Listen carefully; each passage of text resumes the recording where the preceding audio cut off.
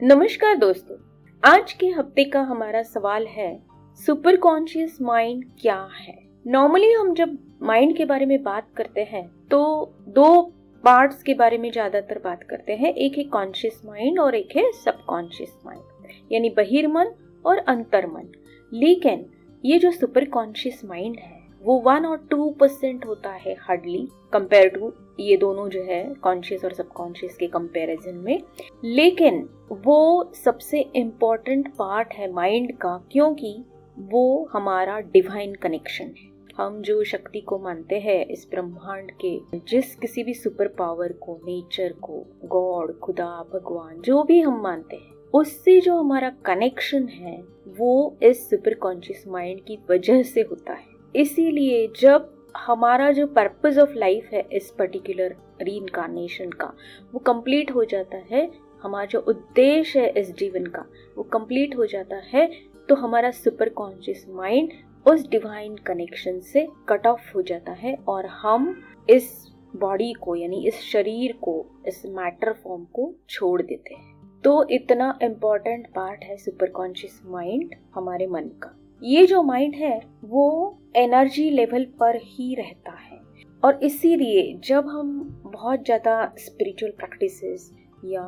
Meditation ऐसी चीज़ों में जाने लगते हैं या यूनिवर्सल लॉज को फॉलो करने लगते हैं, तब हम सुपर कॉन्शियस माइंड के बारे में थोड़ा बहुत कभी कभी जानने लगते हैं। ये वो सीट है, ये वो जगह है मन की, जहाँ पे जो भी आर्ट, म्यूजिक या फिर कविता, जो भी हम डिसाइड करते हैं, या साइंटिफिक कोई रिसर्च है, तो ये सबका जो सीट है जो बहुत हायर लेवल पर और बहुत सारे लोगों के लिए बेनिफिशियल होता है, फायदेमंद होता है, तो वो जब क्रिएट होता है किसी के माइंड से, वो उसको जो टच होता है वो सुपर कॉन्शियस माइंड की टच की वजह से होता है। सबकॉन्शियस माइंड तो ठीक है, चलो 90% वो बहुत कुछ कर सकता है, लेकिन जब तक सुपर कॉन्शियस माइंड का टच नहीं होता है, ग्रेट वर्क या ग्रेट आर्ट या ग्रेट इन्वेंशन जिसको बोलते हैं हम, वो चीज़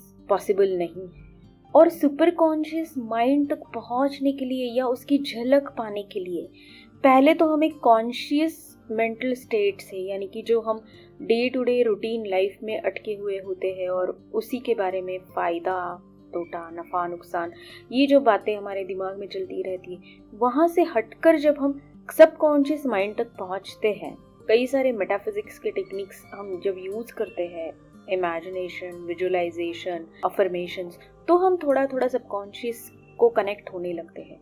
जब हम सबकॉन्शियस तक पहुँचते हैं और हम अच्छे से सबकॉन्शियस के साथ एक रैपो बना लेते हैं, तब हम जाकर सुपर कॉन्शियस तक पहुंचते हैं। जब तक हम मटेरियल वर्ल्ड में जीते रहते हैं या भौतिक जगत में ही हमारा सब कुछ चलता रहता है, काम, सोच या जो भी है, तो तब तक ये जो सुपर कॉन्शियस माइंड है वो एक डॉर्मेंट अवस्था में, यानी सुप्त अवस्था में पड़ा रहता है। तब तक वो कुछ भी काम नहीं करता, क्योंकि वो लिमिटेड बातों में काम नहीं कर सकता, वो खुद अनलिमिटेड है, अमर्याद, जिसकी कोई मर्यादा नहीं। तो जब तक हम लिमिटेड वर्ल्ड में जी रहे हैं, तब तक सुपर कॉन्शियस माइंड ये डॉर्मेंट सुप्त अवस्था में हमारे मन में पड़ा रहता है। इसीलिए जब हम कॉन्शियस माइंड से धीरे धीरे सबकॉन्शियस में प्रवेश करने लगते हैं, सबकॉन्शियस में टच करते हैं, सबकॉन्शियस के बारे में जानने लगते हैं, तो वहाँ से आगे हमारी जर्नी सुपर कॉन्शियस की तरफ होने लगती है। सबकॉन्शियस माइंड को समझने के बाद या सबकॉन्शियस माइंड पर हम जब काम करने लगते हैं, तब कई बार ऐसे हो जाता है कि अपने आप कभी कभी हमें कोई इंट्यूशन, गट फीलिंग बहुत ही अचानक आ जाती है, जैसे कहते हैं ना कि अंतः प्रेरणा, और वो बहुत ही सबके लिए बेनिफिशियल होती है, सिर्फ सेल्फिश लेवल पे नहीं होती, सिर्फ हमारे लिए नहीं होती, तो उसका जो बेनिफिट है, उसका जो फ़ायदा है वो हर किसी के लिए होता है। तो वो जो ऐसा कभी होता है तो वो झलक होती है कि सुपर कॉन्शियस माइंड की तरफ हमारी जर्नी स्टार्ट हो गई।